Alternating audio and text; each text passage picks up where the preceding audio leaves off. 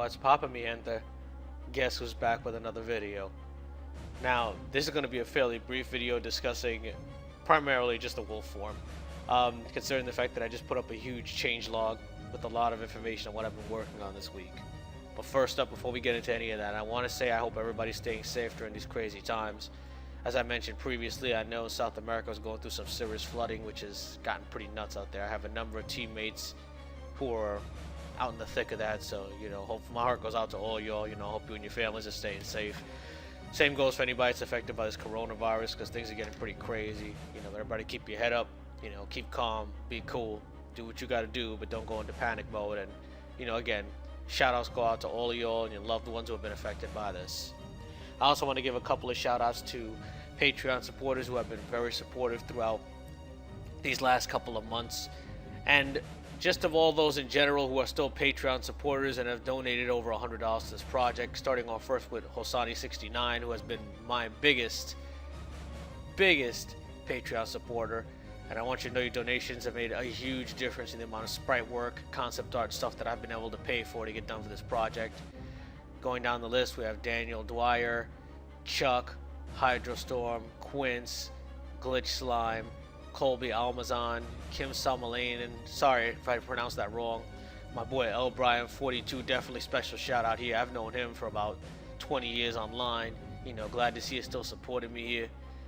Hopefully you're enjoying seeing Doom 64 re-released as well. I'm sure you're getting a kick out of that.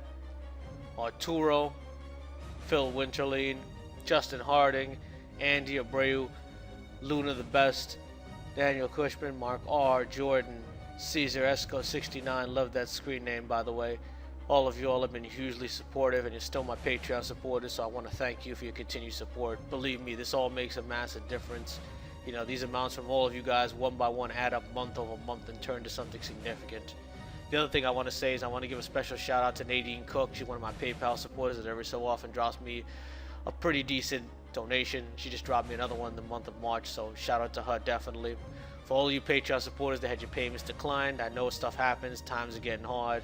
Just do whatever you can to go ahead and get your donation to go through. And again, I appreciate all the continued support. Alright, so before we drive ourselves balls deep into this bitch here, let's go ahead and take a look at the original version of the wolf. Something that I've voiced complaints about many times. From his sprites, to his color palette, to the fact that they broke that tail up into 8 different little pixelated pieces. I mean, I'm just dissatisfied with it. It's one of the few things in the original game I really dislike. I mean, you can even see when he's walking onto slopes here how bad it looks. It just wasn't done very well at all. It's overall a lousy product, I think. And it's one of the few things that I absolutely positively wanted to totally redo from the ground up. I mean, everything from the animations themselves to even this. If you jump around, I mean, his physics are pretty atrocious. He only has a collider box on about the first portion of him, so you can jump up and get the rear of him stuck into solids here. Very easily, I might add, too. Yeah, you have a huge chunk of him stuck in solids. I mean, as he's falling, parts of his body can clearly be seen in them. I mean,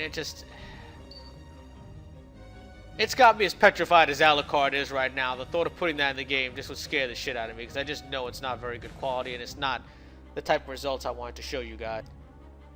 Another thing that royally pisses me off is trying to do any kind of platforming with the wolf form. Let me show you guys exactly what I mean here. If his rear legs aren't on enough of a solid when you land on it, and you stop your forward motion, you'll actually slide off. Now, this doesn't seem like a big deal at first glance, but let's take a look at a platform even 3 squares wide here. That's about 48 pixels. And that's probably about the size, I'd say, of a platform in Castlevania 3. Imagine trying to do a pinpoint jump onto a platform, landing on it, trying to adjust yourself because you're afraid you're jumping too far forward, and having your rear legs drag you off it to your doom down below. It just wasn't fun. I originally did code this into my version of the engine, but I recently decided to make a couple of changes to it because when trying it with platforming, it just wasn't fun. It seemed tedious, it seemed aggravating, it seemed like an annoying gimmick that could literally lead you down to land on an enemy just like that, or fall into a chasm. So, to remedy this annoying issue, I made what I call a very small quality of life change. And I'm going to perfectly illustrate the example right here because it's a very simple solution. Instead of having his legs dragged back off the solid, if his rear legs aren't on it, I simply have him move forward slightly and go into a sitting animation. This way it doesn't look weird, you don't have his legs hanging off the ledge, and I could move him forward more because as you can see when he's crouching, one of his legs looks like it's in the middle of the air. And when he's doing his sword animation, these longer animations, it still looks like the legs can be a little bit in the air. However, as you can see as demonstrated by the Skelerang being here, I didn't want to move him forward too much because if you have an enemy right near you as you jump onto a platform, I don't want you to get drug into it. So the idea was to find a comfortable medium between how much do I want to move him and making it graphically look right. But again, no more doing platforming and worrying about, oh my god, my rear legs just, didn't make it on and I'm being drug off to my death here. No more of that annoying little physic. I removed it completely so that now if anything, you land on the edge of the platform, hey, you're going to be drug onto it the rest of the way. Not a big deal here, not a massive change, but still wanted to show it because I think it removed something that was a major annoyance. And the other obvious thing too is, of course, you're doing some kind of platforming here. You don't have to so much worry about being drug over to your doom. It's a lot easier to jump onto things and know you're going to make that jump even if you don't get it perfectly. Which you can just see happen because I got pulled onto it by my rear legs there. Another complaint that I briefly want to mention that I had with the original game was half of his rear body ending up stuck within solids visually. I just didn't like that idea. But at the same time, I didn't like the idea of making his collision box wider. And the reason is I didn't want you to be jumping up and be used to playing the original, have your rear body hit the roof and having yourself knocked downward as if it had hit the front half of your body. A minor gripe, but again, it was something I didn't want to change because I really didn't want to make your collision box just so wide that you have to jump around worrying about hitting stuff and falling to your doom. So instead of widening the collision box, I made a simple little change here. Now, if the rear part of your body is within a solid past a certain extent, it simply moves you forward. As you can see there, I'm actually not doing anything. I'm jumping straight up and the engine's moving you forward very slightly. And again, this is happening because I don't want your character, I could have it move you forward more, but I do not want your character being moved into enemies. You can see the collision box covers about from the back of his neck to about from the back of his neck to about that yellow belt that you see going between the two pieces of his torso.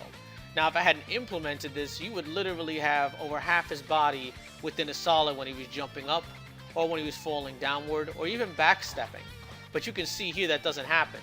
There's still a small part of him that goes within a solid, but it's not enough to make it look visually bad, versus having his body from all the way up to where about this belt is, all the way back here, stuck within it, and it just looking god-awful. So I found a comfortable medium there that I think works well, so that again, the movement doesn't ever push you into enemies, but at the same time, you're not sitting there stuck three-fourths of the way to half of the way into a damn solid. The other thing you'll notice is now slopes are working properly. This took a little bit of effort on my part because there are a lot of things to consider with slopes.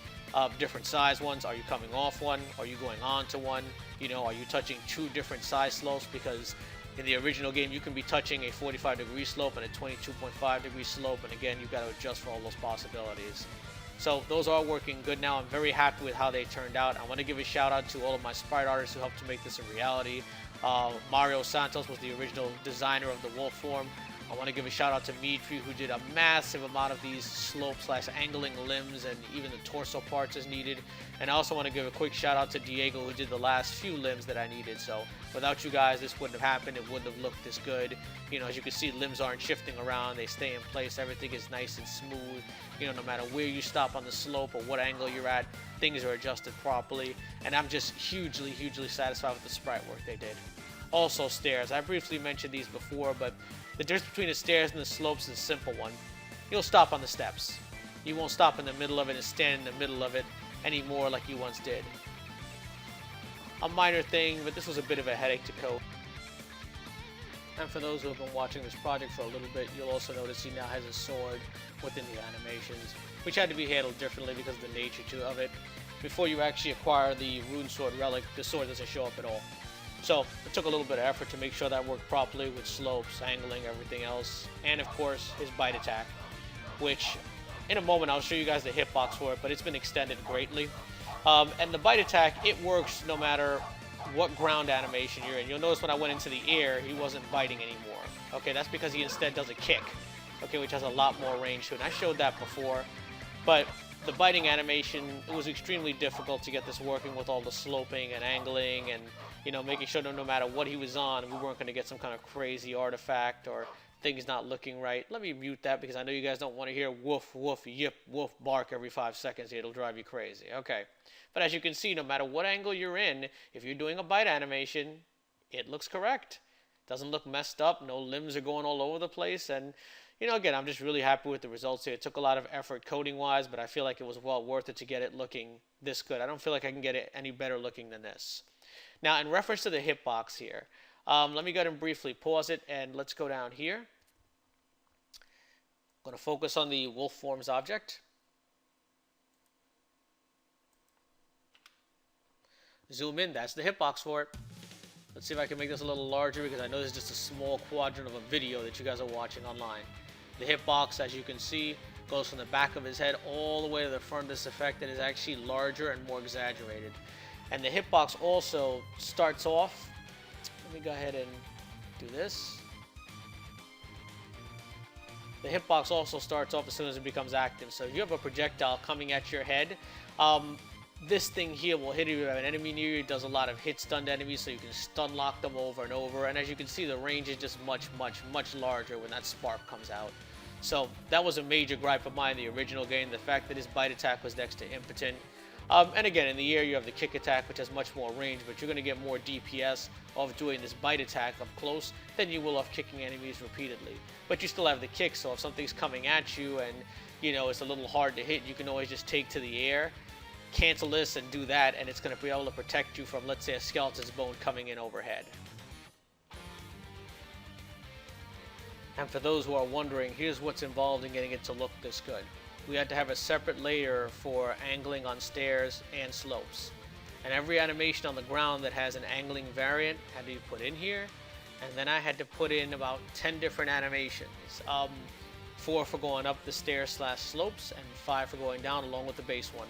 And you can see the base one is also used again at the end of going up slopes, which makes sense because if you think about it, you're going up a slope or staircase, you're coming off it, you want to go from your animation back to the base one. And same thing when you're going down a slope coming off it. You want to go from the lowermost one back to your base one nice and smoothly. But this is what I had to do, is set up blend trees for each animation. Each of these animations, a lot of them had new limbs in them, but primarily the torso stayed the same. There might have been some exceptions where I had to add a couple of more pixels or have a sprite artist add a couple of more pixels to the lower belly to make sure they're still connected. But for the most part, this was done by simply using different limbs for the front legs and back legs, and then taking the base animation, rotating things, moving pieces around. But it was very tedious doing this, very time consuming, which is why I've been putting it off for so long. And this is why this also taken so long to complete the demo of this project, because while coding a bipedal character is very easy, I mean, Alucard himself wasn't too serious. Then having to code in a misform with different physics and movement, and then a flying bat with, again, different movement and some different physics, and then a quadrupedal character, which is a totally different beast in itself, and was vastly difficult. I mean, I think doing the wolf form and getting all the animations to look right was harder than doing Alucard, the bat form, and the misform combined. Thankfully, all of the headaches with it are now done. I have one thing left to do with the wolf form, but I'm not going to spoil it for you guys because next weekend I'm looking forward to putting up the video up. I'm so excited, I'm stuttering here. Next weekend I'm looking forward to putting up yet another update video showing off the final thing I have to complete for him. But we'll talk about that later. Alright, so that's all I have to say in this video. You guys have listened to me run my mouth long enough. You know, I appreciate all the support. Leave a comment on the video, let me know what you thought of it. You know, if any of my Patreon supporters have a request for videos they want to see go up, by all means feel free to put it down below. Make sure to indicate your Patreon supporters so I know with your name, so I know who you are, you know, and I know to give it priority. For those of you who are seeing this video and are not Patreon supporters, go join right now. You know, you can do it for as little as $5 a month. And, you know, again, the more donations I get, the more time I can spend working on this, the quicker things come out, the quicker a demo will come out, the quicker the game will be completed, because I can afford to pay people to help me with the things that I need to have done to have this, to see constant progress on this day after day. It's extremely expensive to get spriting done, concept art and all that stuff, and it really adds up quickly. And as I mentioned before, I've put in about $5,000-$6,000 of my own money into this project over time, so, you know, it definitely adds up. I got bills to pay. If you don't want to become a Patreon supporter, you can again make a one-time PayPal donation. Link will be down below. Getting past the money and all that boring shit. Forum links, Facebook group links down below. You know, the Facebook group just recently hit 500 members. So I wanted to give a quick shout out to all of my Facebook supporters. You know, I really appreciate the support. Love all my peoples. You guys have been wonderful. On the forums, I've run into a couple of people who have really been helpful and have really gone above and beyond, you know, to try to help me complete this project. So again, a quick shout out to all of you. Thank you very much. You know, that's it. I'm done here. Hope you enjoyed the video. Everybody stay safe. You know, much love to everybody. Talk to y'all soon. Peace.